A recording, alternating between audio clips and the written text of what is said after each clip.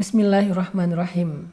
Allah Subhanahu wa taala berfirman, "Wa idza sa'alaka 'ibadi 'anni fa inni qarib.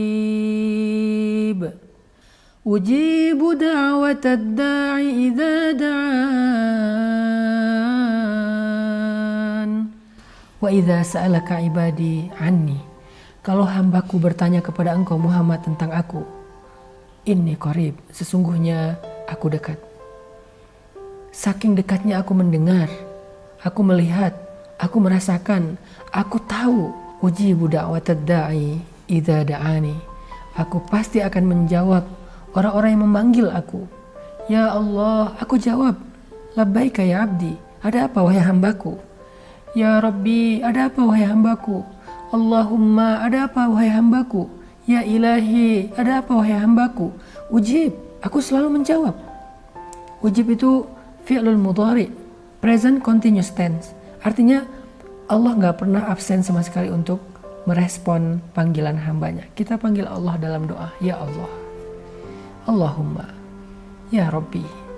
Dan Allah selalu menjawab, selalu, gak pernah ketinggalan. Ketika kita katakan Allahumma, ada apa hambaku? Ya Rabbi, ada apa hambaku?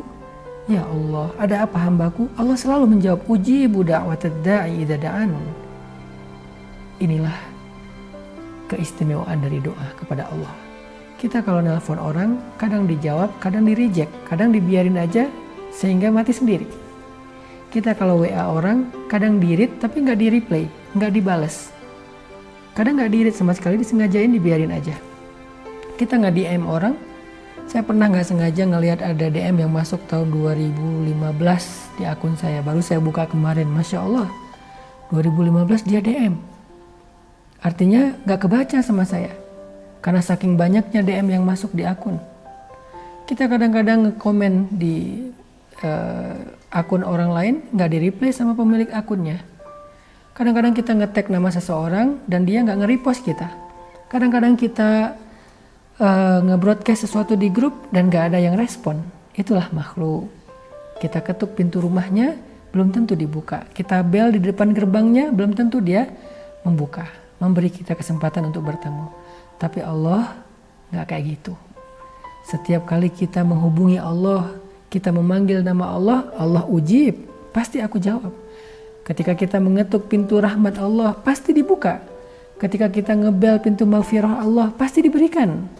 Ketika kita nge-DM Allah, pasti Allah akan membalas. Ketika kita nge-WA Allah, pasti Allah balas. Dalam analogi sosial media, gak mungkin cuman di-read, gak mungkin cuman masuk, gak mungkin cuman view, gak mungkin di-tag tapi gak di-repost, gak mungkin. Allah itu sangat merespon hambanya.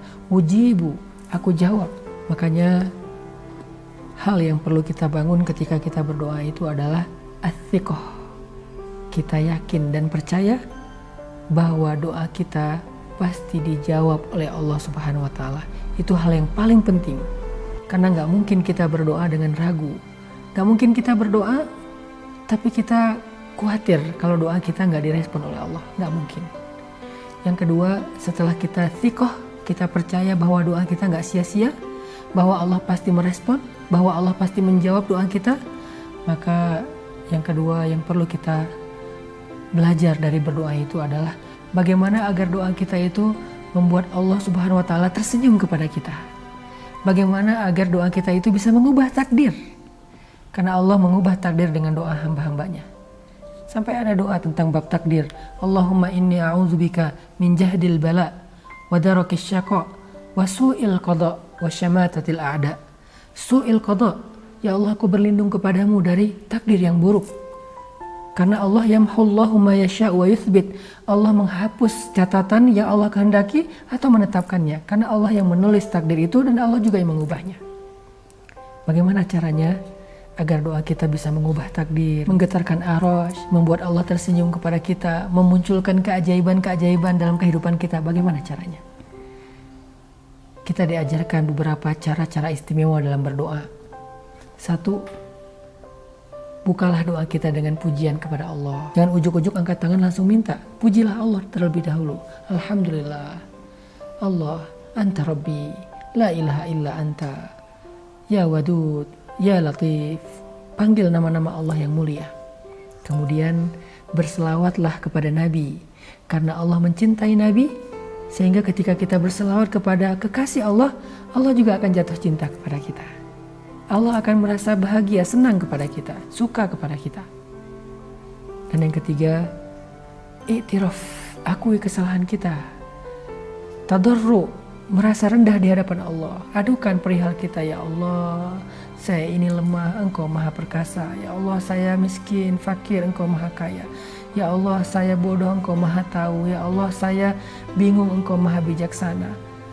I'tiraf, sampaikan kelemahan dan ketidakberdayaan kita di hadapan Allah.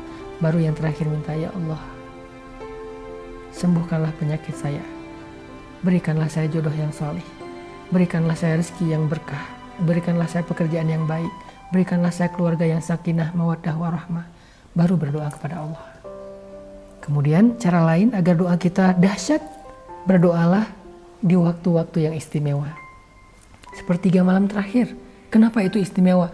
Karena Allah turun ke langit dunia untuk mendengar doa hambanya. Hal min taib, hal min zihajah, hal min mustaghfir.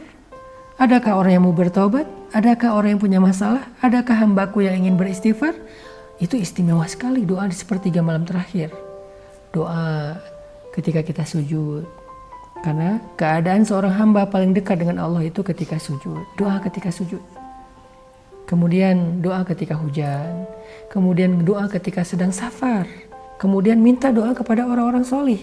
Karena didoakan oleh orang-orang soleh itu adalah kebaikan. Selain kita berdoa sendiri, minta didoakan oleh ibu kita, ayah kita, guru kita, orang-orang yang kita belajar ilmu dari mereka, orang-orang yang secara zahir kita lihat dia ahli ibadah. Minta doa dari mereka. Orang-orang yang kita lihat secara zahir juga dia orang yang sabar terhadap ujian. Orang yang sabar terhadap ujian itu kekasih Allah. Minta doa dari mereka. Mudah-mudahan dengan kayak gitu, kita akan punya senjata utama dalam menghadapi masalah kita, yaitu doa. Kita akan lebih optimis dalam menghadapi ujian hidup, yaitu doa. Karena doa silahul mu'min. Doa itu adalah andalan orang yang beriman. Barakallahu fikum.